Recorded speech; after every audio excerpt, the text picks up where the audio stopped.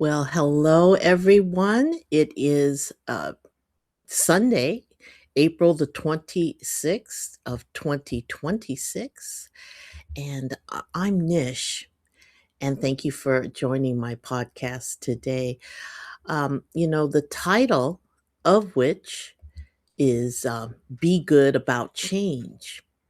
Now, as you know, I do have the Be Good series and the Good Grief series of podcasts, and they're meant to be helpful tips and just helpful information to get you through maybe some troubling times. And actually, this particular podcast today could go in either category because grief is a lot about change. It's hard to deal with a certain change. Maybe you have experienced a death in your family or a friend or a pet, and that's a change, and you're going through that grief. But today, I do want to focus on other general changes that you might be going through. I'm a retired person now. I have um, my days to myself. I can choose to do what I want every day, and I love it. I really do. And when you have that kind of choice, sometimes you kind of um, say, "Hey, I'm just gonna sit around and watch General Hospital," you know, which is not a bad thing because if you do watch General Hospital, there is an actor on there that I know. He's in our theater group. His name is Andy Hawks. And, oh, I'm sorry, I don't know his character's name, but he plays a villain on General Hospital. Just FYI.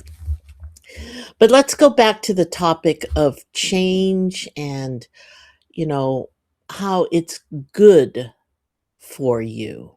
Okay, um, it is an essential part of life, really. I mean, every day the date changes. We will never have an April 26th of 2026 again. And yesterday was April 25th, and that's gone. So every day is a change. Um, but a change can be so liberating, so wonderful, so life changing. um what I wanted to just briefly, because this isn't going to be a very long podcast, but you might be considering change. You might be thinking, um there are so many projects I have, which I do have, and I need to be more productive. I need to be able to get um, a lot of things done, even though I am retired, and uh, I do focus on my well being and being able to take every day and direct it into a day I could say, wow, that was a great day, where I'm enjoying life and I'm also getting things done productively and creatively. So anyway, I do watch a lot of different kinds of podcasts and videos on social media. Whether it be Instagram, Facebook, TikTok. People are posting videos or information on these platforms. Also, LinkedIn as well. Forgot to mention that, especially for people who have careers. But I'm on LinkedIn as well. My career is being retired.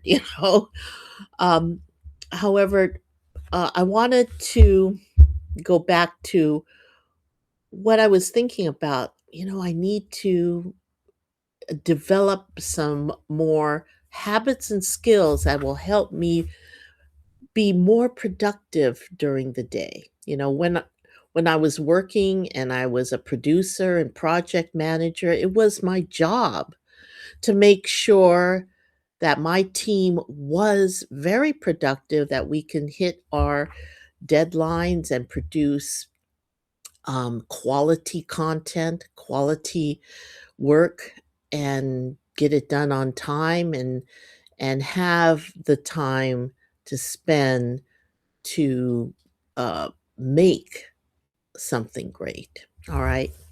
So anyway, I was listening to this, or watching, actually, it was a video podcast from this young gentleman who had some very good suggestions on how to be more productive. He had like 7 tips that he mentioned that might help you be more productive during your day. And the very last tip he had was to reduce your screen time, your watching of podcasts and videos and going on social media, cut it in half. Well, that was the very last tip he gave. Now, if he really wants us to take that seriously, that should have been the first tip, number one tip. And you would say, yeah, I am spending too much time on social media. I need to stop and do something that's a little more important right now. And I would have just ended watching the video. I didn't need to watch anything else. If I cut back on my video, social media um, time, that would give me, maybe a couple of extra hours a day. That would be very helpful. But no, he kind of tricked us into watching his whole video, and then he tells us to cut down. Now, if I sound like I'm a little disturbed about how he produced his video, I am a little disturbed because I feel that he kind of tricked us into watching it all. But you know what? He made good points.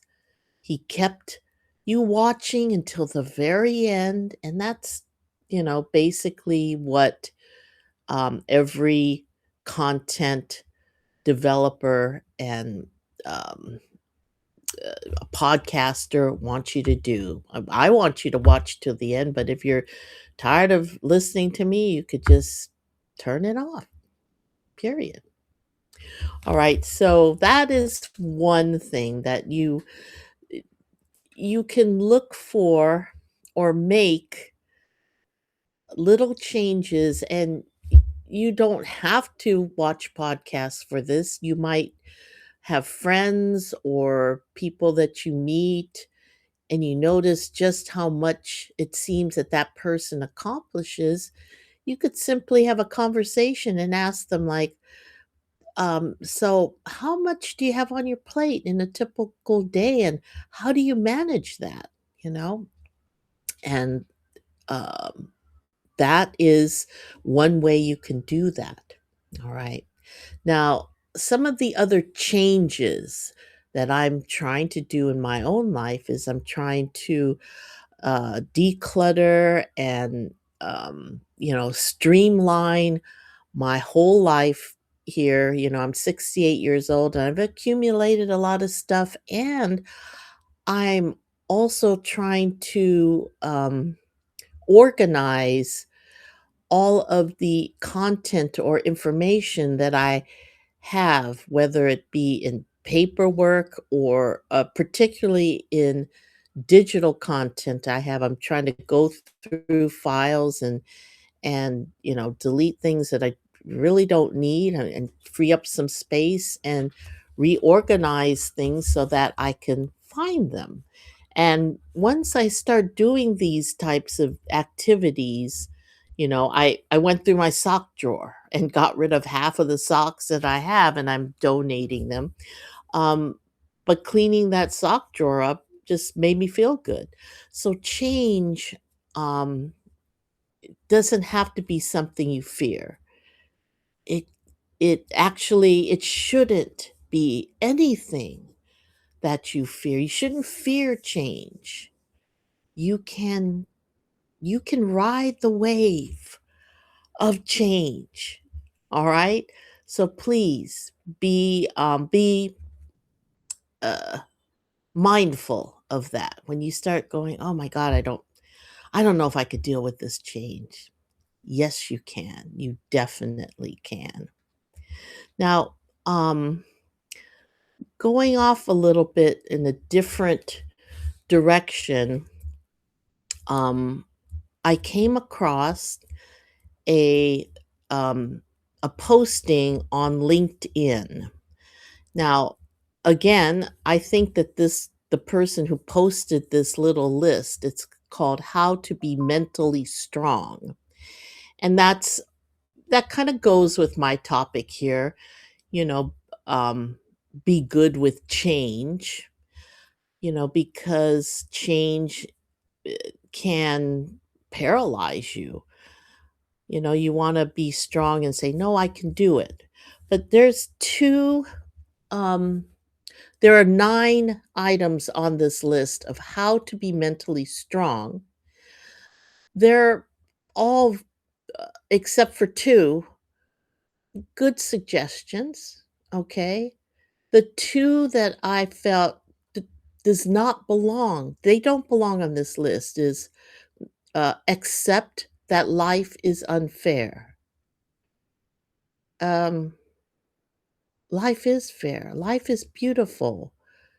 You you have a life that's full of opportunity. Yes, I will agree that sometimes problems arise, challenges arise. Of course they do. However, life in general is a wonderful thing. That you are here, that I am here, and that we all need each other. All right. Through the challenges, you can survive. Life is fair because if you keep going forward, you will turn the corner and come to a place where you're saying, "All right, I dealt with that. I'm good. Now I'm ready for more." All right. So life is fair. All right. And the other um, item on the list was keep emotions under control. Now, this will go back to those who, well, everyone suffers from grief, and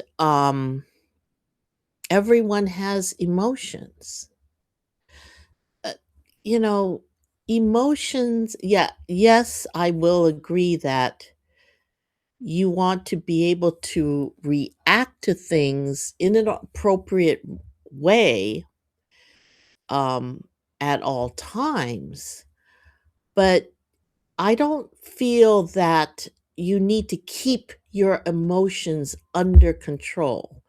Let's say you're feeling very, um, you have a wave of sadness that comes over you because you're hearing a song that reminds you of somebody or something that you have lost.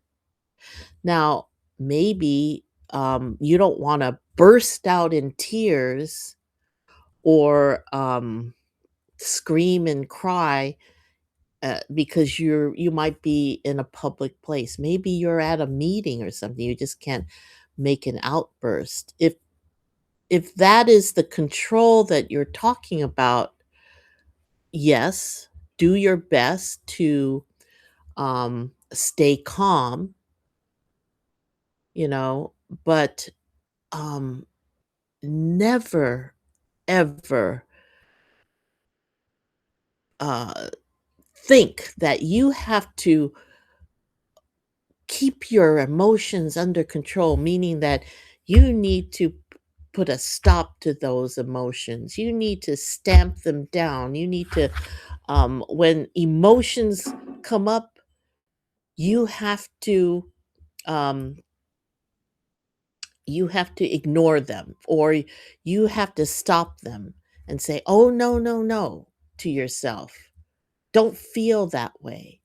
No, you're always going to have an emotion. Your emotions are what are a part of you, all right? It's a beautiful part of you. And the fact that you might be feeling is a wonderful thing.